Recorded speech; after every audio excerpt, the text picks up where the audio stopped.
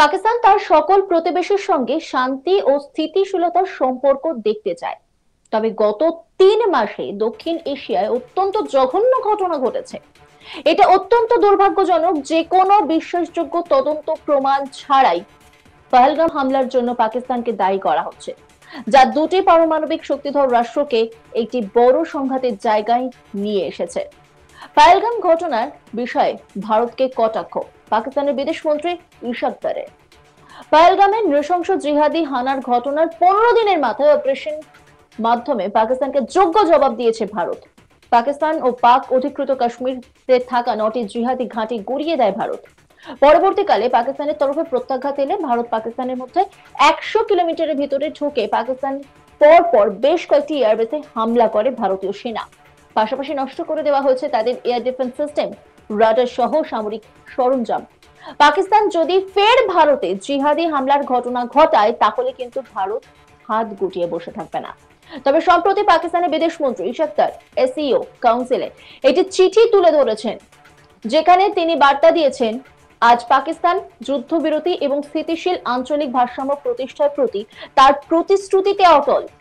আমরা বিশ্বাস করি যে বিরোধ এবং মতপার্থক্য সংঘাত এবং বল প্রয়োগের পরিবর্তে আলোচনা এবং কূটনীতির মাধ্যমে সমাধান করা। এই ক্ষেত্রে দ্বিপাক্ষিক চুক্তি কঠোরভাবে মেনে চলা সমানভাবে গুরুত্বপূর্ণ হবে। একই সঙ্গে তিনি লেখেন, পাকিস্তান তার সকল প্রতিবেশীর সঙ্গে শান্তি ও স্থিতিশীলতার সম্পর্ক দেখতে চায়। তবে গত 3 মাসে দক্ষিণ এশিয়ার অত্যন্ত জঘন্য ঘটনা ঘটেছে। এটা অত্যন্ত দুর্ভাগ্যজনক যে কোনো বিশ্বাসযোগ্য তদন্ত প্রমাণ ছাড়াই পহেলগাম হামলার জন্য পাকিস্তানকে দায়ী করা হচ্ছে, যা দুটি পারমাণবিক শক্তিধর রাষ্ট্রকে একটি বড় সংঘাতের জায়গায় নিয়ে এসেছে।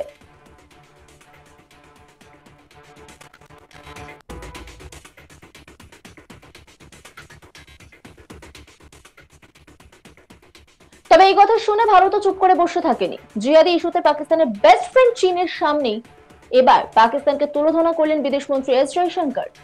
এসসিও বৈঠকে তিনি পাকিস্তান সহ অন্যান্য বিদেশমন্ত্রীদের উপস্থিতিতে নাম না করে পাকিস্তানকে এক হাত নিলেন ভারতের বিদেশমন্ত্রী। তিনি স্পষ্টত জানান, ভারত কোনোভাবেই সন্ত্রাসবাদকে বরদাস্ত করবে না। সন্ত্রাসবাদীদের বিরুদ্ধে ভারত কড়া পদক্ষেপ নেবে। সন্ত্রাসবাদ, বিচ্ছিন্নতাবাদ ও চরমপন্থীকে তুলোধনা করেছেন বিদেশমন্ত্রী।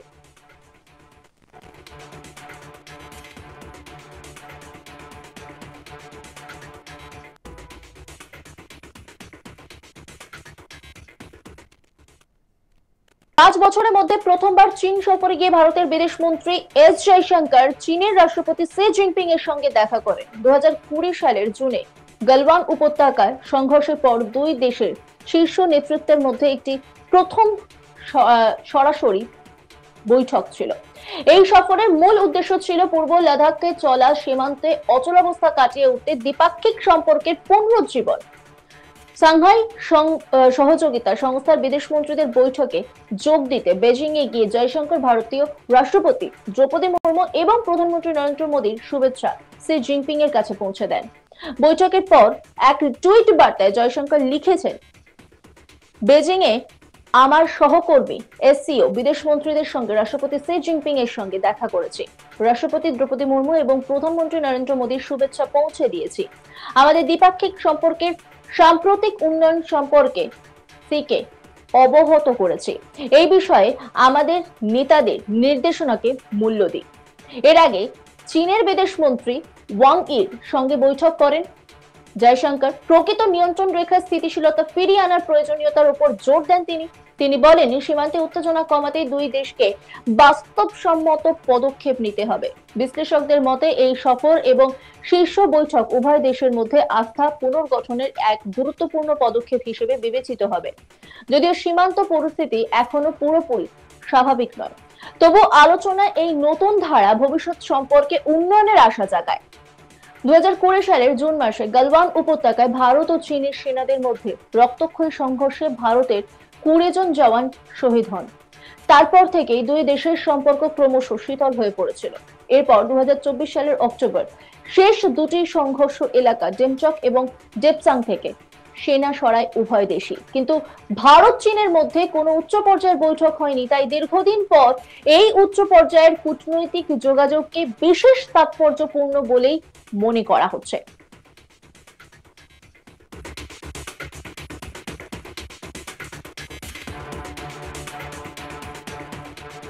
জয়শঙ্কর এর আগে বলেছিলেন 2020 সালের এপ্রিল মে মাসে পূর্ব লাদাখের কয়েকটি পয়েন্টে বিপুল সংখ্যায় বাহিনী মোতায়েন করেছিল চীন। এর ফলে মুখোমুখি সংঘাত বাধে।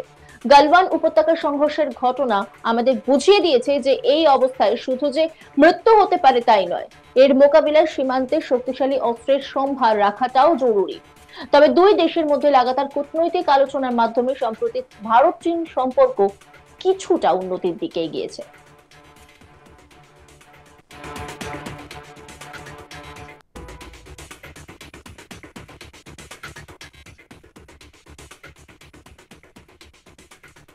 পাকিস্তান তার সকল প্রতিবেশীর সঙ্গে শান্তি ও স্থিতিশীলতার সম্পর্ক দেখতে চায়, তবে গত 3 মাসে দক্ষিণ এশিয়ার অত্যন্ত জঘন্য ঘটনা ঘটেছে। এটা অত্যন্ত দুর্ভাগ্যজনক। যে কোনো বিশ্বাসযোগ্য তদন্ত প্রমাণ ছাড়াই পহেলগাম হামলার জন্য পাকিস্তানকে দায়ী করা হচ্ছে, যা দুটি পারমাণবিক শক্তিধর রাষ্ট্রকে একটি বড় সংঘাতের জায়গায় নিয়ে এসেছে। পহেলগামের ঘটনার বিষয়ে ভারতকে কটাক্ষ পাকিস্তানের বিদেশ মন্ত্রী ইশাক দারের। পহেলগামের নৃশংস জিহাদি হানার ঘটনার 15 দিনের মাথায় অপারেশনের মাধ্যমে পাকিস্তানকে যোগ্য জবাব দেয় ভারত। পাকিস্তান ও পাক অধিকৃত কাশ্মীরে থাকা 9টি জিহাদি ঘাঁটি গুড়িয়ে দেয় ভারত। পরবর্তীকালে পাকিস্তানের তরফে প্রত্যাঘাত এলে ভারত পাকিস্তানের মধ্যে 100 কিলোমিটারের ভেতরে ঢুকে পাকিস্তানে পরপর বেশ কয়েকটি এয়ারবেসে হামলা করে ভারতীয় সেনা। পাশাপাশি নষ্ট করে দেওয়া হয়েছে তাদের এয়ার ডিফেন্স সিস্টেম, রাডার সহ সামরিক সরঞ্জাম। পাকিস্তান যদি ফের ভারতে জিহাদি হামলার ঘটনা ঘটায় তাহলে কিন্তু ভারত হাত গুটিয়ে বসে থাকবে না। তবে সম্প্রতি পাকিস্তানের বিদেশ মন্ত্রী ইশাক দার এসইও কাউন্সিল একটি চিঠি তুলে ধরেছেন। সেখানে তিনি বার্তা দিয়েছেন, আজ পাকিস্তান যুদ্ধবিরতি এবং স্থিতিশীল আঞ্চলিক ভারসাম্য প্রতিষ্ঠার প্রতি তার প্রতিশ্রুতিতে অটল। আমরা বিশ্বাস করি যে বিরোধ এবং মতপার্থক্য, সংঘাত এবং বল প্রয়োগের পরিবর্তে আলোচনা এবং কূটনীতির মাধ্যমে সমাধান করা।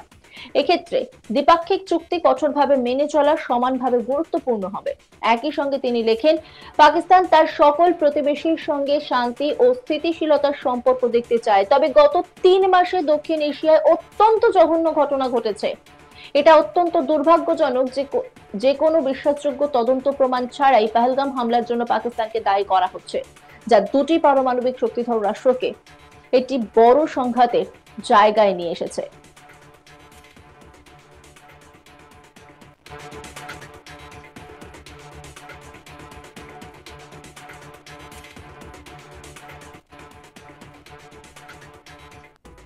অন্যান্য খবরের আপডেটের জন্য অবশ্যই নজর রাখুন আজ তাক বাংলার ইউটিউব স্ট্রিমিং এ। লাইক, কমেন্ট, শেয়ার এবং সাবস্ক্রাইব করতে ভুলবেন না।